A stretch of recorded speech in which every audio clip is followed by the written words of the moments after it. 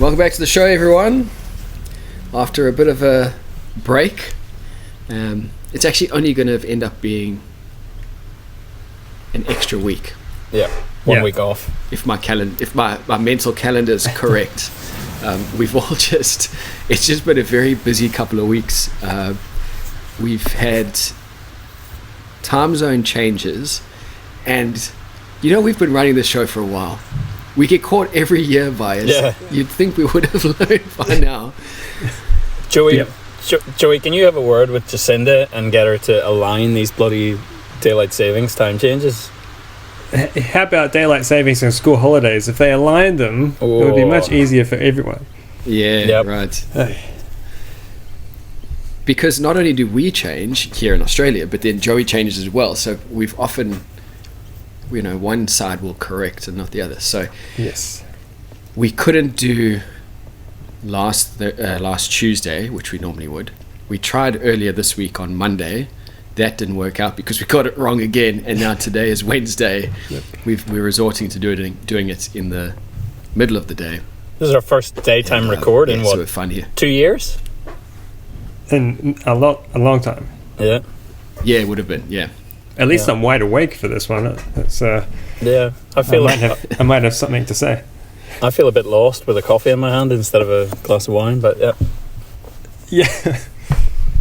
Yeah, the energy should be different. Brian's also going through a bit of a tricky time at the moment with family, which I think has, let's be fair, is taking up majority of your headspace at the moment. So, it's woodworkers is on the burner.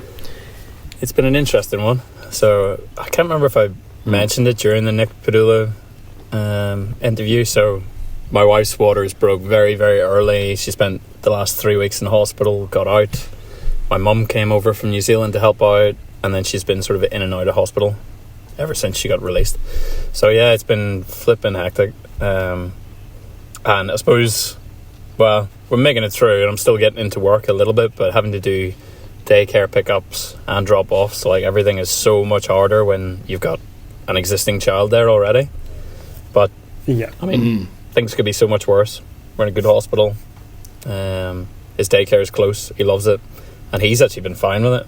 He's sleeping really, really well, but this guy isn't. So yeah.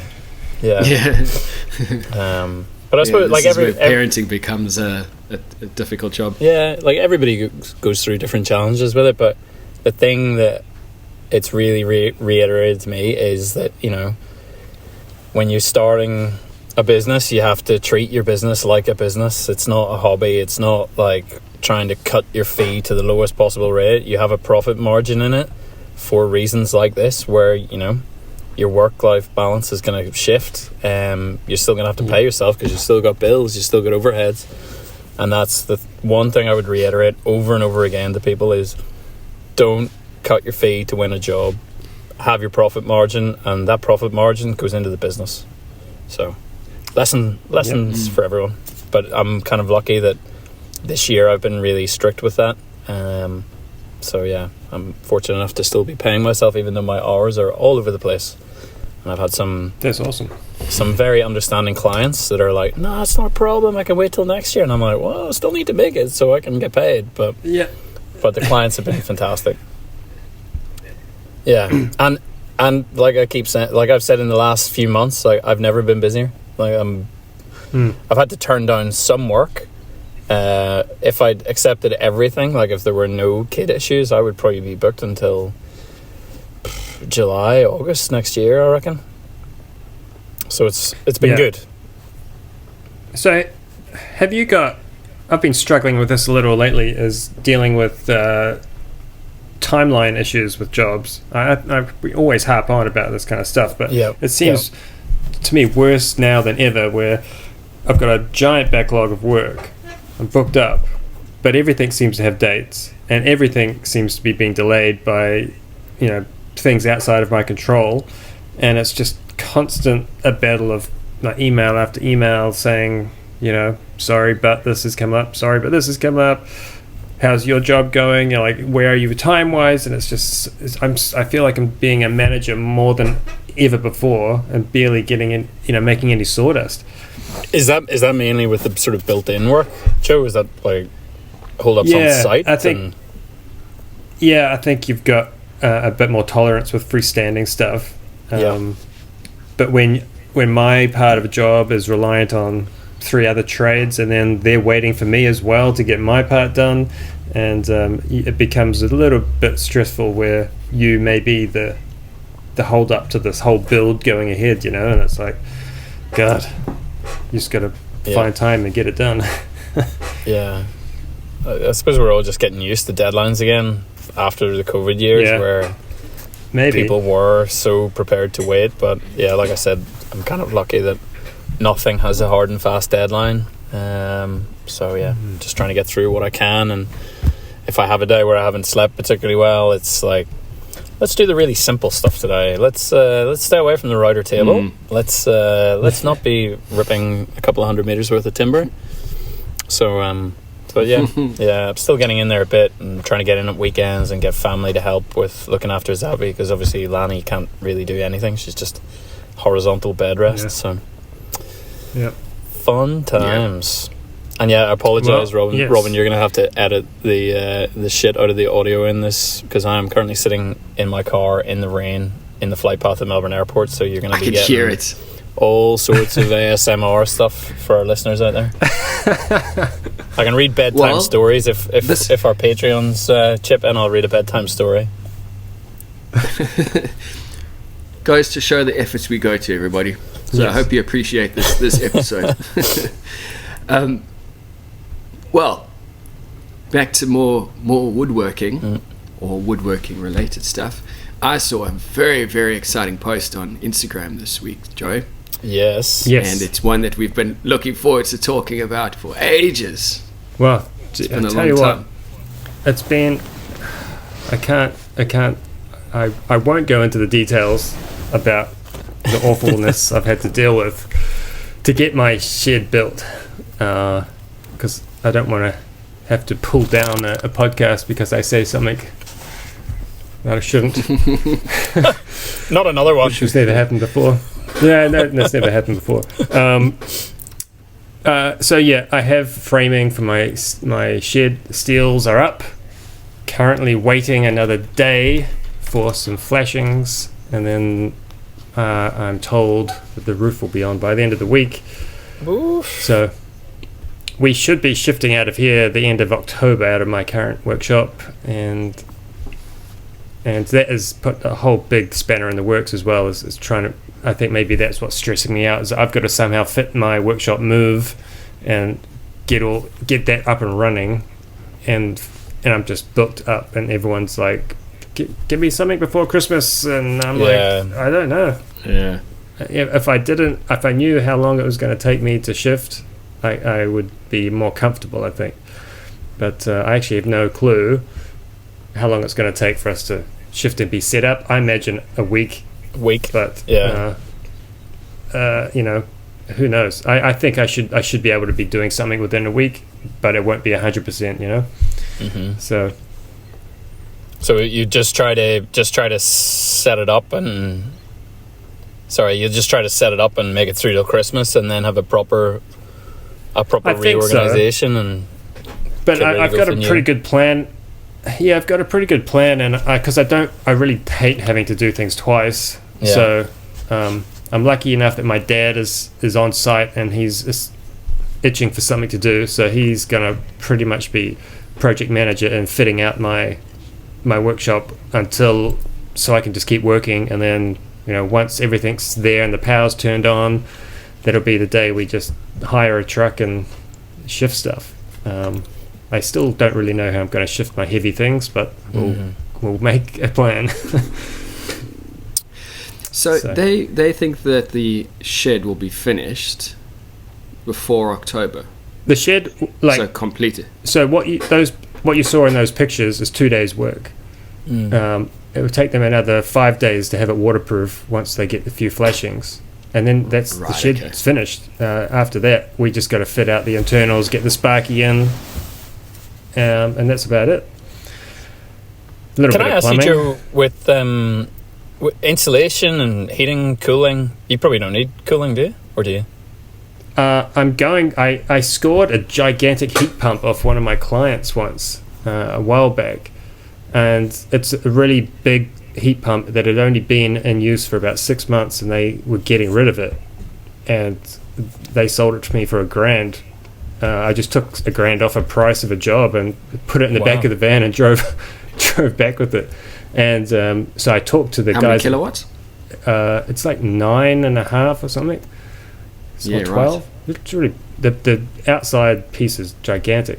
And I talked to the guys at Daikin, and they said, yeah, that thing will heat and cool your workshop, no problem. Seriously? And because we're going to have solar, he said you can run it all day long, and it'll be fine. The only thing is, because it's in a workshop, he said the filter's going to get full clogged really quickly.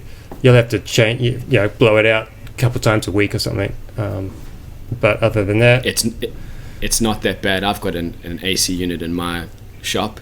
As long as you're doing proper dust collection, I would clean mine every 3 months. And admittedly, when you clean it after 3 months, there's a layer of dust there.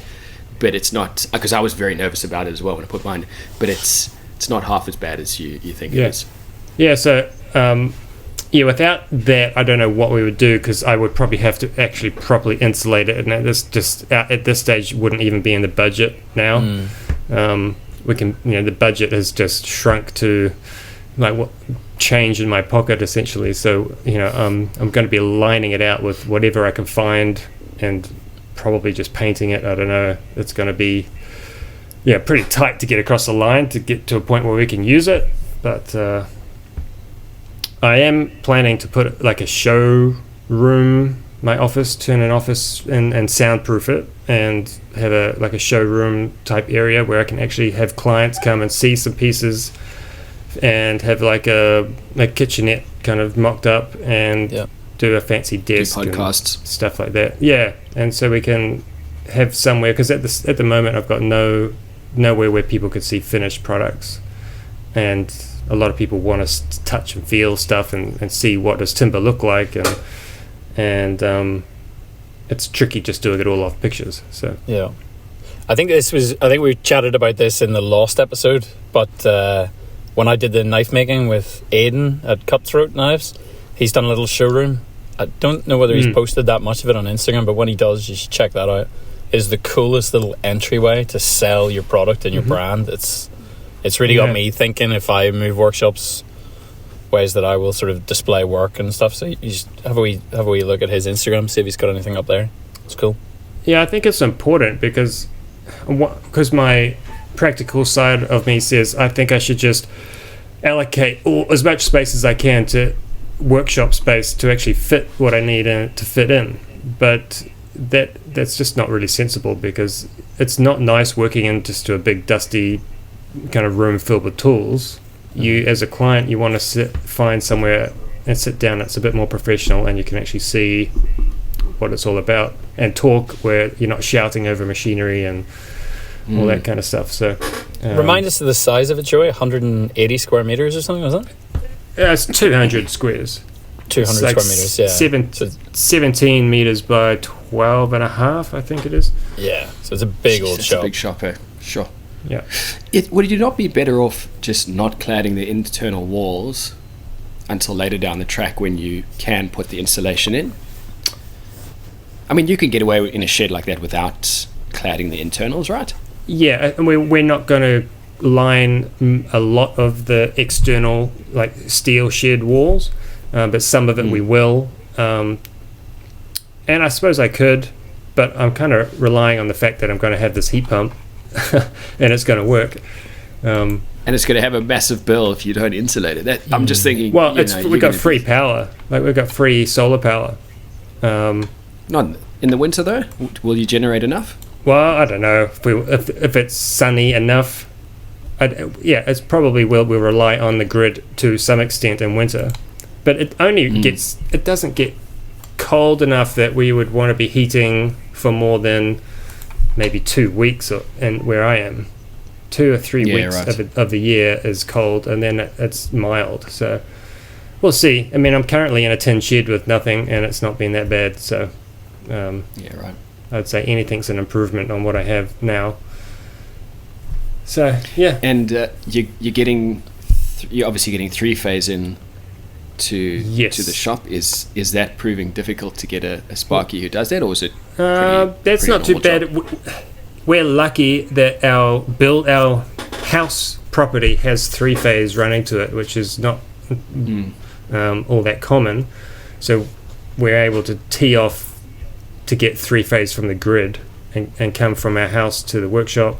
But the solar will be providing 3-phase solar from the solar as well. So, right, I didn't know you could do that. Or you could. Yeah, well, apparently I'm just repeating what I'm told. So the people who sold it to me sold it that way.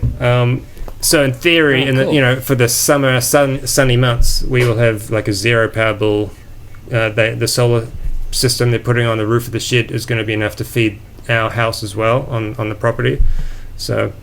It was because we've run a big chunky power lead from the workshop up to the house. The power's going to go from the workshop back to the house when it's sunny. So hopefully it works out that way, because we spent a shit ton of money on these giant big power cables. So. A buddy of mine here in Hobart has solar panels, and it's taken him a few years, but the return on it is just, he said he will never not be an advocate for solar power now, because it's just a no-brainer, and that's down here in the south. With me moving back up to Queensland, tropical North Queensland, he just said, do whatever you can when you build your carport, make sure it's solar panel ready, because you'll just be able to power your entire house with it. No, like, I'll tell you how much I paid, and I don't think it's crazy. We paid $20,000, and there's 10,000 for the panels, 10,000 for the panels, and then 10,000 for all the sundries and labor and all the other parts. And I think that's pretty reasonable. That's not including batteries. It's a whole different ball game if you want to start storing your power, and it's a whole different topic. But if you just want to be able to use power during the day, if you're home to use it, 20,000 is not a massive investment, and it's a great piece of an asset onto your property. So I think it's will pay for itself fairly easily. If the price of electricity is anything to go by right now, yes, it will pay for itself really quickly. Yeah. So anyway, exciting times. I'm looking forward to getting out of this place. Yeah, I'll bet. I saw, Brian, on your Instagram, you've been working on another table? Yeah, doing a really big dining table. It's a dining table. Dining table, yeah, right. Small one. Yeah. It's like 1,400 by a meter. Right. Little 4-seater oval dining table that will be going to America. Oh, real? Yeah. That's cool. Yeah. Have you? Cool, That's really cool cool, but stressful. I just sent a piece to New Zealand about 3 weeks. It spent nearly 3 weeks in customs, asking me to sign up for importers codes and all this kind of fun I've got stuff. one of those because I got caught out like that too. So yeah, that's gonna. I mean, I'm pretty sure New Zealand is one of. When I've sent pieces to New Zealand before, I haven't been held up for these reasons.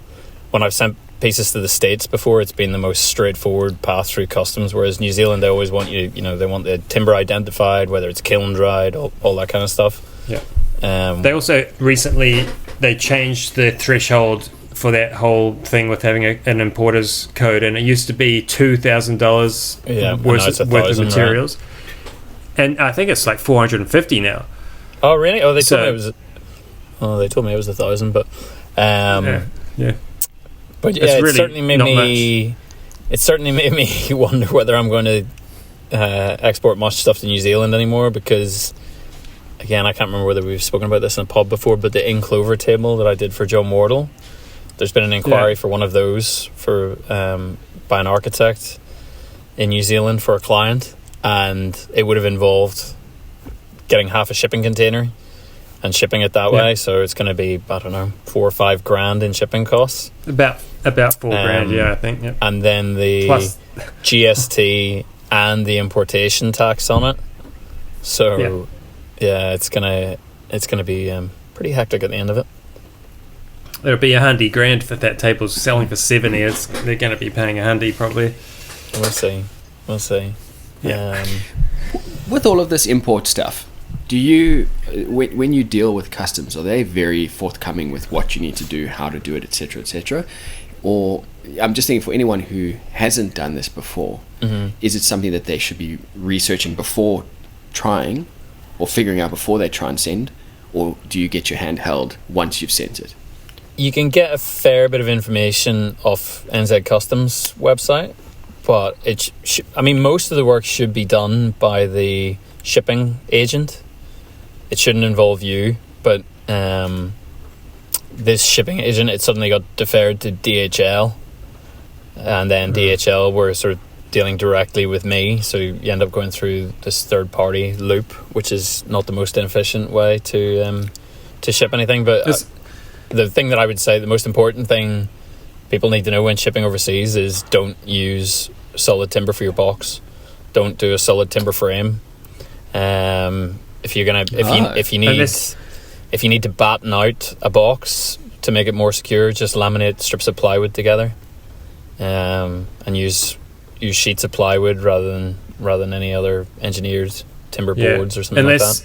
Unless you're getting certified steam kiln dried shipping grade timber, you're going to be asked all sorts of questions. Yeah, so when I'm shipping stuff to the States, they allow you to ship pallets and boxes that are made of hardwood, but you have to get it fumigated first. So again, it's just more cost, whereas just laminate strips of plywood together into the battens to make your packing crates. But typically, in my experience, the first time I ran into the customs thing, it was pretty good, and they held my hand. I was importing some hardware from the States, and it must have just crossed the threshold, the price threshold at the time, and I got a phone call directly from customs lady saying, "Hi, I've got this package here. You're going to have to pay GST on it. Here's a broker, call this number, and then you pay them like $50 and they will do the paperwork for you. And here's this phone number, and here's my phone number, and if you have any questions, just call us back." And it was actually, for a government department, outrageously easy to deal with. Efficient. And I had the package like 2 days later. So a lot of international vendors that sell into Australia now will add the GST at the point of sale.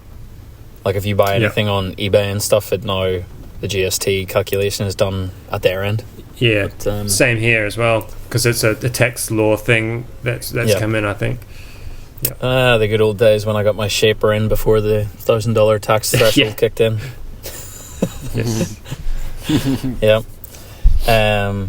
But like pretty busy. So the star map table, I had a leg design that when I templated the legs and pattern cut them to shape, I've looked at them and I'm like, it's a bit chunky.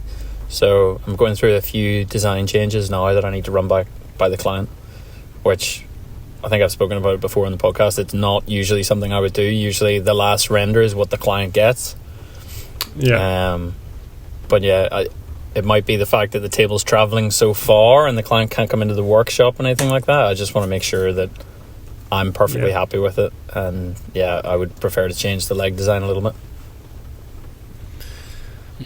I've had a couple of big requests for a couple of gigantic tables, 2 different clients and 2 completely different designs, but just gigantic things. And I've done a whole bunch of work. What's that? How big are we talking? Well, one of them is just really chunky. It's 2 meters by 2 meters square, but everything's like 70 mil thick. So it's just going to be this gigantic kind of, like, what did they say? It's like a country farmhouse style, but it doesn't really work when it's square. And I designed a completely different contemporary version of it, and they were like, "Yeah, but how about the one that we sent you?" And I was like, "Yeah, but that's kind of a bit shit." I'm trying to picture the room that sits in. Yeah, I did see a picture of the room, and it's big, but I'm not sure that it's big enough. Just a really impersonal dining table to be always 2 meters away from the person that's facing you. Yeah, it's funny. Hold on, I'll just push my chair out. That's the exact opposite. So the dining table that I've designed, I wanted to make it as flat packable as possible. So rather than doing legs on a diagonal or anything like that, or having any complex joinery, it's just a cross frame, and it goes point to point so like a cross on the oval. So there's no head of the table. Everybody has this exactly the same seating. But yeah, 2 meters away from the person, obviously. It's crazy. Anyway, I did all this work on this, and then the lady's completely gone cold on it. And the other table was similar to the ambassador's table that I did a while back. It was going to be square, but she wanted it to extend from 2 meters to 4.5 meters or something. It had to extend more than its length, and so I worked that out.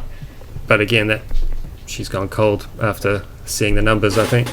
So she was very keen, and then it just kind of dropped off. So anyway, would have been fun. Backbreaking 2 by 2 meter butcher block. Yeah. Dining table. That'd be a project for YouTube. Yeah, probably. I've had a few emails saying, "Hey, man, you haven't been on YouTube. Are you alright? Your family's doing alright? Like, what's happened? What's happened?"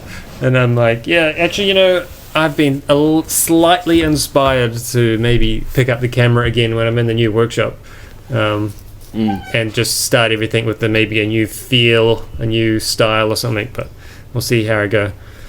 I'm just so busy again that I just feel like it's just another thing to do." You got to start with the obligatory workshop tour. You got to do the workshop tour. Yeah, maybe. Absolutely. Yeah, and but you need that break to. I don't even think it's not. I mean, obviously you've got your creative space that you can work in, and from that perspective, it's important. But also just from a viewer's perspective, you give them that break, and then you come back, and now they've got this new product that they can get excited about again. Yeah, hopefully. What's funny, a lot I've been thinking about this a bit. I made my videos when my son, I really was into YouTube when my son, who's now 7, he was just before he was born, around 1, when I was really doing YouTube, and I always thought it would be cool that he could look back and watch these videos of Dad doing stuff. But I come home and find him watching my videos now, and he's like, "Oh, Dad, I'm just watching you do this. Like, what are you making?" and I have to sit there. He makes me sit there and watch my old videos, and God, I feel like deleting them off the face of the planet. Some of them are so awful. I'm just like, Joey, never have made that like that. Joey, wait till he finds your old music. I know. Fetus in the garden, or whatever it was. Yeah. Yes. Fetus in the front yard. Fetus in the front yard. So this week I've been working with a buddy of mine. We've built a fish pond out in his backyard, and I've been posting about it on Instagram, and he made a comment this weekend about something about, I can't wait to see what the comments are going to be like from the work that we've done, because in all fairness, it's the first time I've done something like this. He's relatively new to it, so it is amateur. But one of the things that I cringe about the most when I go back to my old videos is how I tried to talk with authority, not because I knew what it was, but because that's what everyone did, so I thought I had to do that. And I'm watching myself going, "You are a fraud. You are a fraud. You don't know what's going on.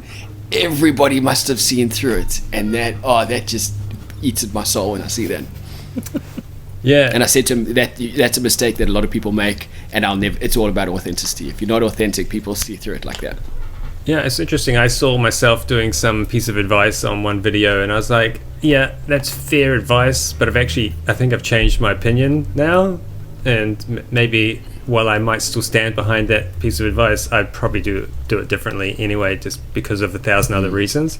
And it's weird how you live and learn, but you never think you're going to change, but you just change. Yeah, so to talk in ones and zeros and stand by it with such vigor, and then Yeah. So now if I'm doing something I don't know about, I don't know what I'm doing, and let's see how this goes. That's as far as my authority goes on that. That's probably a good point to start with. Yeah. I'm so going back to watch your first YouTube video now, Joey. Man, do not go and watch my first my first video. Oh man, there's so many mistakes in that video. I actually should delete it because there's no advice and there's nothing good in that video. Could be gleaned from it. Like, it's just all like, this is what you shouldn't do if you're using like this really nice mahogany timber that's been sitting around for 150 years. You should not do what I did. Yeah. It is a funny one though, like when we're talking about, whether you're authentic, because you're saying that, Robin, it's not authentic because, you're speaking with authority that you didn't really know what you were doing. But is it more authentic then to keep those videos up? Because I see people, a lot of woodworkers who sort of become sort of mid-career woodworkers who rebrand to, they might have started with something quite, I don't know, not rustic, but something that was quite, recycledy timber, yieldy, and then they've gone into modern kind of more art levels of furniture, and you see one day their entire Instagram feed just disappears, and then it's like, boom, clean brand. And it's something that I've told myself I'm never going to allow myself to do it, because I like going back and looking 10 years ago and seeing the crap that I was making then, and looking back on it now and going, yeah, that's a good path. Yeah, I think no other time can you in history it's so easy to just look back and see somebody's, like you say, a path from A to B, and it was so easy in times past just to say, like, this is what I make and I've always made this awesome thing, but actually 5 years ago you're like making something out of pellet wood and it was freaking awful. Yeah. Dodgy Instagram filters galore. Yeah. Fucking hell. Maybe a better question to ask then is that still relevant in your brand? So yes, of course that's happened, but is that still relevant? Because you're still affecting your brand by having all of that, because your brand is associated with the moron, and that moron was you 10 years ago, but you've still got that junk I see that on your brand. I see that point of view, but I also think practically nobody looks back past 2 swipes of their thumb on Instagram. No one's going to keep scrolling back to the back. Pretty unlikely. It just doesn't happen because I don't do it to Mind anybody. You, I still see, because I did used to really religiously use hashtags. Yeah. I do see people liking very, very old posts. It's not like they're scrolling through, but if they've searched a hashtag, which I can't remember the last time I searched a hashtag on Instagram, or whether they just build it into your algorithm now. But yeah, again, Robin, it's probably because I don't see Instagram as a sales platform for me. I see it as a platform to engage with either other woodworkers or people that are interested. They're not necessarily going to buy my work, and I want to be authentic. I want to show that, that I have learned something over 10 years, as opposed to clean brand and then suddenly all my photos are beautifully lit like Nick Padula. I'm this woodworking god. Yeah, exactly. Yeah. Yeah, I get that. Anyway. So, I have been, in preparation for my move back, I've been looking at tools, and I want to. When are you moving back, Robin? It'll be beginning of March, so it's about 6 months away. So I've started the saving process, and I'm trying to get my tool, the tools that I need all set up, so when I get back I can get it going. I want to put a question to the audience. and so we can get a bit of feedback on the Shop Stool Podcast Instagram page as well. I'm really interested to hear what people have to say. There's 2 tools that I'm looking at, the miter saw and a track saw, both of which have the Festool version. Bryan, you've said in the past that you're not a huge fan of your Capex, not what you hoped it would be. And then obviously you get the Festool track saw.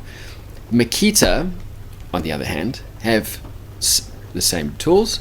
Both are a lot cheaper. I've heard amazing things about them, except for Jordan, who used to be on the podcast, said that his Makita track was bent.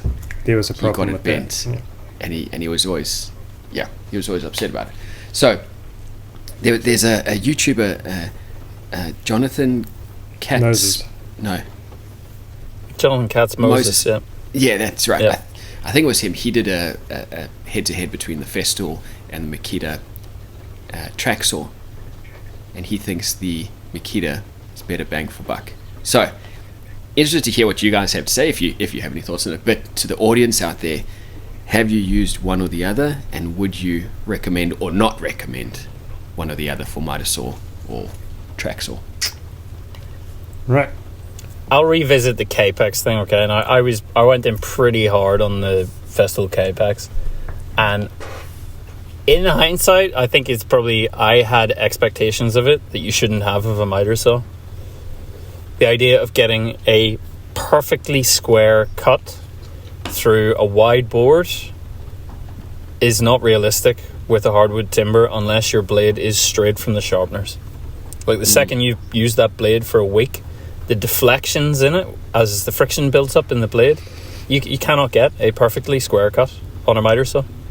I mean, I'd love to know if people have different experiences, but especially a compound sliding saw, the play that's in the rails, it just doesn't allow you to get that level of accuracy. So crosscuts should always be done on a table saw or a sliding on a sliding panel saw. So I think that was a little bit on me. You know, I'm not saying it's a crap saw, and like I've had it for 8 years or something like that. Never had any major problems with it, and it's fine for just doing, I don't know, some basic carpentry work or something. But I think for doing fine furniture, if you're expecting to get 90 degrees or to cut miters on it, like to even cut miters for picture frames, you're not going to get the best results. It's got to be done on a sliding table saw where the blade will not move. So that's my opinion. So if it were me, I would probably spend the money to get the best track saw that you can, the one with the best motor in it, the ones with replaceable bushes, the ones with splinter guards, all that kind of stuff. And whether that is the Festool or the Makita, I don't know, because I haven't researched it. Or the DeWalt one's very good. There's another brand that I've seen somebody using. I can't remember what it is. It comes with a really, really short track as well. Robin,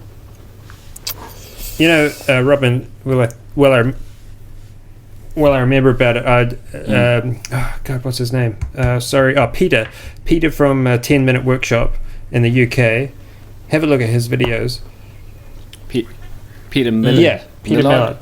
Peter Miller. He's got videos comparing track saws and what's what. So, I mean, I'd take his word on that kind of thing for track saws. I've never used one. I've got a sliding table saw, so I don't see that I need one. Something that occurred to me... This conversation is below you. Yeah, absolutely. Something that occurred to me... Joey's just sitting back and smoking a cigar in the background, staying quiet. While Bryan was talking about miter saws, it kind of occurred to me that I think if you think about miter saws in terms of they're made for carpenters, I guess I would say. So typically people who are on a building site or in some kind of garage or something set up to cut boards that are going to be painted or in some other way fixed. There's going to be some other measure by which it's just not going to, you're not just going to see the raw timber joint. I don't think it's a joinery tool. And if you think about like making a mitered box, you're essentially trying to do joinery on a tool that's made for slightly rougher work. It's not the roughest work, it's not the finest work, it's like a medium, it's an MDF of miter saws. And I think you can't expect to have pristine timber on timber joints from that kind of tool. And it's funny you say this. I was in a shop yesterday and I saw a brand new Makita that looked like Makita had just ripped off the Capex and changed some bits, redesigned some bits and pieces, but it had all the bells and whistles that the Capex has got, but it looked way bigger and way sturdier. And I don't know what model it is, don't know anything about it, but it looked to me like that's what I'd go for. I'd give the new Makita one a try. It looks really, really nice. And it's probably half the price of the Capex. So, yeah. But it's like the miter saw is probably something I would use almost every single day in my workshop. So I think it is an important tool for anybody to have, but just think of it as breaking down stock. Just breaking down stock. This is why I'm having this internal crisis about it, because I can afford the best miter saw. So I should buy the best miter saw. But should I? Because there's no point buying a Rolls-Royce miter saw. No. Because as you say, it's not made for that job. So the Capex that I was looking at was around $1,600, but I can go to one of the major tool stores, get the Makita for $800, and put that money somewhere else. Same with the track saw. Yep. Now, Bryan, you've talked, because you've got your track saw as well. You've talked about it being glue ready straight off the track. Did I say glue ready? Everything that I've read has suggested that you're going to be a bit... It's not. Okay. And that's why I wanted to double check. I think it's me. I talk about my slider like that. Yeah. Fuck your sliding table saw. Yeah. We're all jealous. But, you cannot... I don't think in Australian hardwood timber, I don't think you can get a glue line ready rip off a track saw. Yeah. Personally, I've never had that experience. And that's... with a brand new blade or having it back from the sharpener. It's like I would quite often even do it in 2 depth passes, or if it's really, really hard timber and I'm worried about it burning, I will sometimes, this sounds so counterintuitive, but I will sometimes just do like a 6mm or an 8mm deep kerf cut and just go the whole way through it, then nudge the track over by a blade's width and do my through cut so you get all that burning in there. Then I'll come back with a pattern bit on a big chunky router like the 1400 OF 1400 Festo that I've got, and just take that 3mm off with a pattern bit. Because I find quite often, even with a sharp blade, and that's another thing, make sure you get the right blades for your track saw. Don't think that there's one blade that can do it all. You need a rip blade and a cross-cut blade. No. And don't use a combination blade. God. No. It will set fire to your timber. Yeah. If you're trying to do a cross-cut in like on a Jarrah or Redcom or something like that, it will literally set fire to your timber. But yeah, that's a tip that I would always use. If it is really, really hard timber, try doing that thin kerf cut and then use a pattern bit to sneak up on it. But honestly, I would save the money on the Capex personally. Go with a DeWalt or a Makita. I would also say, do you need a sliding compound? Probably not. Like I have done a compound miter, I reckon twice in 8 years of having, I'll do some sliding miters, but I'll never do the full compound. So could you get away with just a straight up and down miter saw that doesn't slide? Which is what I've had for the longest time. But the only reason I wanted the slide was to try and cut notches. But I guess, again, what we're saying is that it's never going to be accurate. Well, I use it for that. Well, no, that's not true. I do use the depth stop on the Capex to do it. It's not accurate, but you just use it to remove the maximum amount of stock that you can, and then go back with like a router plane or something and trim it down to a line. So that is very true. If you think you're going to use it for that, then go with sliding compound. If you're trying to just get some, like say you've got wider boards that you're hoping to cut, you can either just flip the board, cut halfway through on one side, flip it over, or go for a bigger blade on your miter saw. So rather than going a 10-inch, go for a 12-inch. It depends. Yeah, which is what I had before. I suppose it depends, Robin, if you are still planning to be anti-table saw. If you have a table saw, it opens up more options for how much money you can save with the droppy, I think. The table saw is in the medium future at this point. Yeah. And that's why this is also I would say save yourself the $700, $800 or whatever and put that into the table saw fund. Yeah. Yeah, which is what I want to do. You know what I would do? Like, I'm not saying you don't have to buy the most premium table saw ever in the world. Like when you're first getting started, you just need something with a square fence. That's the most important thing: square fence and a big enough motor.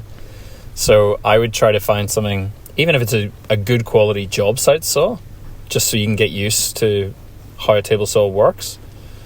The resale value, if you buy secondhand job site saw, like buy a half decent DeWalt one or even a Sawdust one, the resale on it, if you bought it secondhand, you'll pretty much be able to sell it what you paid for it. It's just if you buy it new, you'll lose that used car tax, and then move up to a full table saw or a sliding panel saw. I just think when you get that table saw, you'll be like, how have I lived without a table saw in my workshop? Yeah, I'd be inclined actually to go for an old steel, like something from the 60s or 70s. An old steel... Big cast iron, not big, but a cast iron, heavy table saw that's just really basic. It's just a big fat motor and a belt and a fence. And it will be dead square and flat, and it will be perfectly fine. And it will probably cost about what a new one would, but will work way better. And you could buy like a $200 drop saw, just enough just to get long stuff short. And then you take it and do the rest of the work on the table saw. It's just a different workflow. You have to get used to using the tool in a different way because more and more I've started using my table saw is like the everything saw, as opposed I used to kind of rely on the droppy because I came from a building background.